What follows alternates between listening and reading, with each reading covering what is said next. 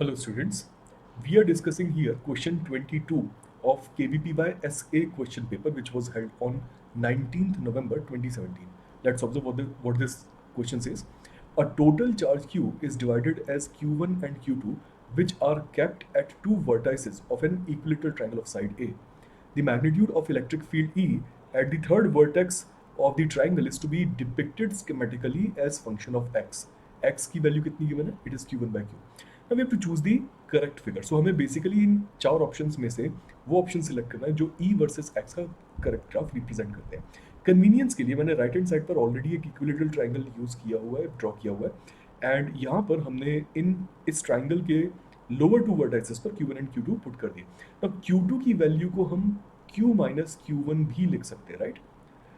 So Q1 and Q2 के द्वारा आने वाली इलेक्ट्रिक फील्ड्स हमने E1 एंड E2 रिप्रेजेंट की, राइट? इनकी वैल्यूज क्या होगी? E1 की वैल्यू हो जाएगी K Q1 divided by A square. A is the side length of this equilateral triangle, and similarly E2 की वैल्यू बन जाएगी K Q2 divided by A square, right?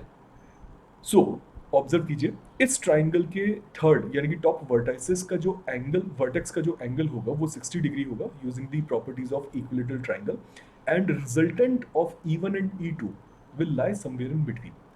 E1 and E2 का resultant in दोनों के बीच में कहीं पर लाई करेगा. डायरेक्शन रिजल्टेंट की हमसे नहीं पूछी गई है, इसीलिए डायरेक्शन के बारे में हमें सोचना नहीं है. Now resultant magnitude of resultant electric field की वैल्यू को हम लिख सकते हैं by using law of vector addition as E1 square plus E2 square plus 2E1 E2 cos theta, जहां पर theta is 60 degree, right? cos 60 half होता है, so cos 60 and this two cancels out. Now अगर हम ऊपर दी गई E1 and E2 की values को पुट करते हैं and K divided by A square, इस एक्सप्रेशन में अंडर रूट के एक्सप्रेशन से कॉमन बाहर निकाल लेते हैं, देन हमारे पास कुछ इस तरह का एक्सप्रेशन बचेगा. प्लीज ऑब्जर्व कीजिए, राइट? हमारे पास ये एक्सप्रेशन बच रहा है. इसमें अब Q2 की वैल्यू अगर Q माइनस Q1 पुट की जाती है तो देन नेक्स्ट स्टेप में आप सभी को कुछ ऐसा एक्सप्रेशन मिलेगा, Q minus Q1 whole squared plus Q1 times Q minus Q1 whole under root, right? And next step में अगर हम इस पूरे एक्सप्रेशन में से Q कॉमन ले लेते हैं, राइट? अगर इस पूरे एक्सप्रेशन से Q कॉमन लिया जाता है तो नेक्स्ट स्टेप में हम सभी को कुछ ऐसा एक्सप्रेशन मिलना चाहिए. So Q1 by Q whole squared, right, plus 1 minus Q1 by Q whole squared plus Q1 by Q times 1 minus Q1 by Q, right? So कुछ इस तरह का एक्सप्रेशन मिलेगा. Q1 by Q can be replaced with X, जैसा कि हमें इस expression में दिया गया है क्वेश्चन स्टेटमेंट के अंदर, एंड देयरफॉर हमारे पास कुछ ये एक्सप्रेशन बचने वाले KQ by A square times root of X squared plus 1 minus X whole squared plus X times 1 minus X, right? Next page पर चलते हैं. सो इस एक्सप्रेशन को दोबारा एक बार और मैं यहाँ कॉपी करके लिख रहा हूँ, ER equals KQ divided by A squared root of X square plus 1 minus X whole squared plus X times 1 minus X, right? हमारे पास ये एक्सप्रेशन आता है. नाउ ऑब्जर्व कीजिए, ध्यान से सुनिए, मैं इस एक्सप्रेशन को E naught multiplied bye C से रिप्लेस करूँ जस्ट फॉर रिप्रेजेंटेशनल पर्पजेस. इस पूरे एक्सप्रेशन को हमने C से and KQ divided by A square को E नॉट से रिप्लेस कर दिया. E नॉट एक कांस्टेंट है because KQ and A constant है इस क्वेश्चन के हिसाब से, राइट? सो नेक्स्ट स्टेप में इस एक्सप्रेशन को हम कैसे लिख सकते हैं? Please observe, E not constant है एंड अंडर रूट के अंदर लिखी गई क्वांटिटीज को अगर हम सिंप्लीफाई करते हैं by opening the brackets, so हमें कुछ ऐसा एक्सप्रेशन मिलेगा. 1 माइनस एक्स स्क्वायर का whole square will become 1 square plus x square minus 2x and then plus x minus x square, right? हमारे पास कुछ ऐसा एक्सप्रेशन आ रहा है. आप देख सकते हैं रीअरेंज करने पर हमें E रिजल्टेंट का मैग्नीट्यूड मिलेगा E naught multiplied by root of x square minus x plus 1. Please observe कीजिए, सिंप्लीफाई करने पर हमें ये एक्सप्रेशन मिला है। सो लेट्स कंसीडर कि ये सारी की सारी क्वांटिटी सी है, this quantity is considered as C just for simplification purposes. Okay, now इस पॉइंट पर अगर आप इस एक्सप्रेशन में लिखे गए सॉरी मैं इस एक्सप्रेशन को एक बार फिर से रिप्रेजेंट कर देता हूं। अगर आप इस एक्सप्रेशन में लिखे गए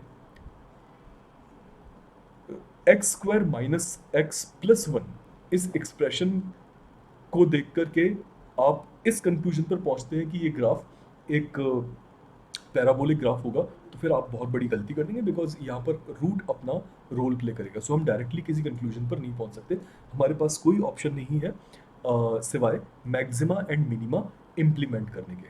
सो अगर हम यहाँ पर मैक्सिमा मिनिमा की कंडीशंस को इम्प्लीमेंट करते हैं, डिफरेंशिएट करते हैं इस एक्सप्रेशन को with respect to x, so हमें कुछ इस तरह का एक्सप्रेशन मिलेगा। So this is going to be 1/2 divided by root of this entire expression x square minus x plus one, right. आपको याद होगा कि मैंने इस एक्सप्रेशन को पहले सी बोला था।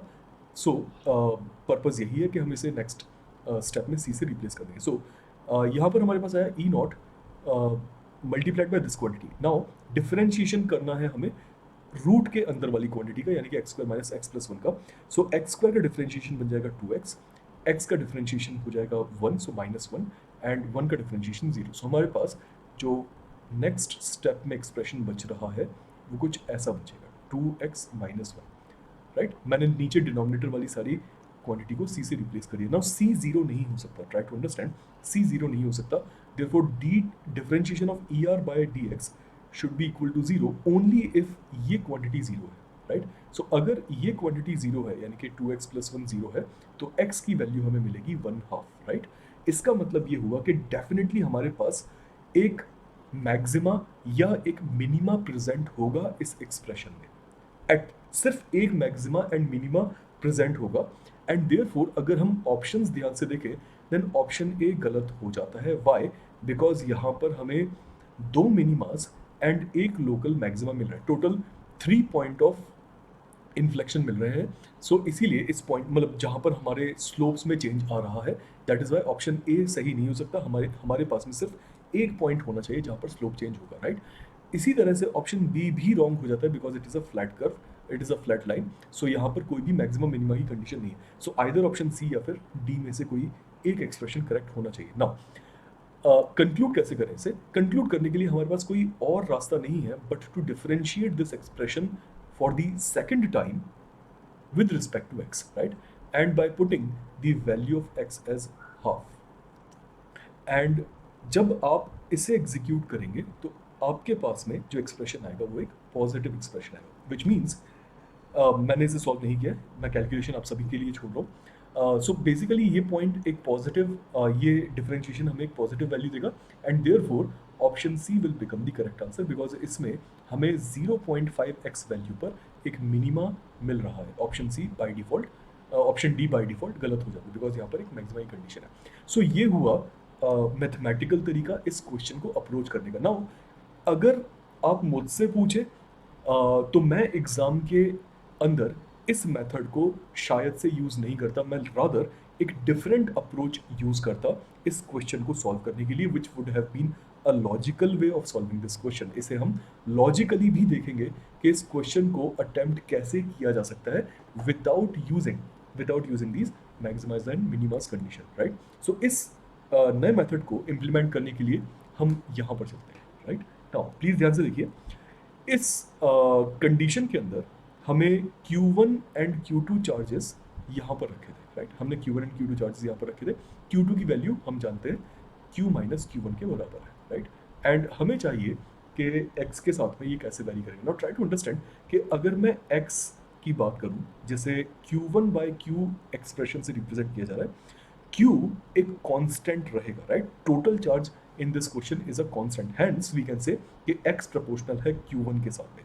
सो Q1 कैसे वैरी कर रहा है इस पे डिपेंड करेगा कि x का वेरिएशन कैसा है, एंड हेंस Q1 के डिपेंडेंस से हम इसे लिंक कर सकते हैं इलेक्ट्रिक फील्ड के एक्सप्रेशन के साथ। नाउ ट्राई टू अंडरस्टैंड कि अगर हम एक्सप्रेशंस को देखें, अगर हम इलेक्ट्रिक फील्ड की इंट्यूशन से बात करें तो आप समझ सकते हैं कि E1 राइट एंड E2 कुछ ऐसे होंगे। मैंने इमेजिन किया है कि यहाँ पर Q2 की वैल्यू Q1 से कम है और हम लगातार Q2 की वैल्यू कम करते जा रहे हैं। सो जैसे जैसे Q2 की वैल्यू रिड्यूस होगी Q1 की वैल्यू इंक्रीज होगी, राइट।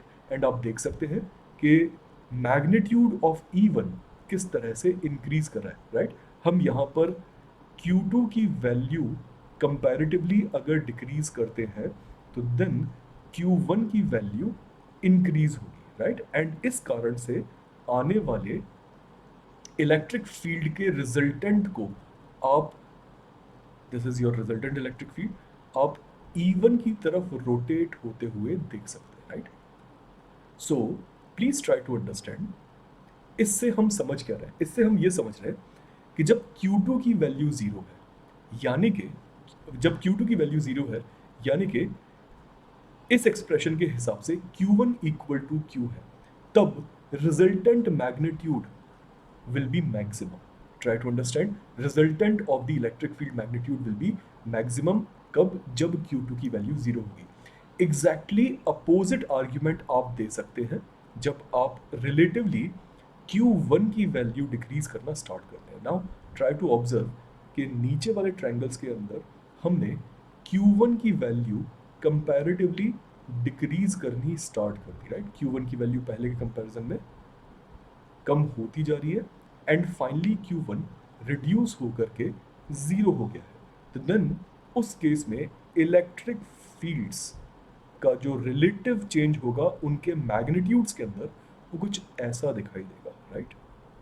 सो आप देख सकते हैं कि E2 की वैल्यू पहले कम थी, फिर और इंक्रीज हुई and then finally E2 maximum हो गया। सो ट्राई टू अंडरस्टैंड कि जब Q1 जीरो हो रहा है, यानी कि x की value, this x expression is becoming zero, तब उस केस में भी रिजल्टेंट इलेक्ट्रिक फील्ड का मैग्नीट्यूड मैक्सिमम अप्रोच कर रहा है। सो ट्राई टू अंडरस्टैंड, हमारे पास x इक्वल टू जीरो पर एक इलेक्ट्रिक रिजल्टेंट मैक्सिमम होगा, x इक्वल टू 1 पर भी इलेक्ट्रिक फील्ड का रिजल्टेंट मैक्सिमम होगा।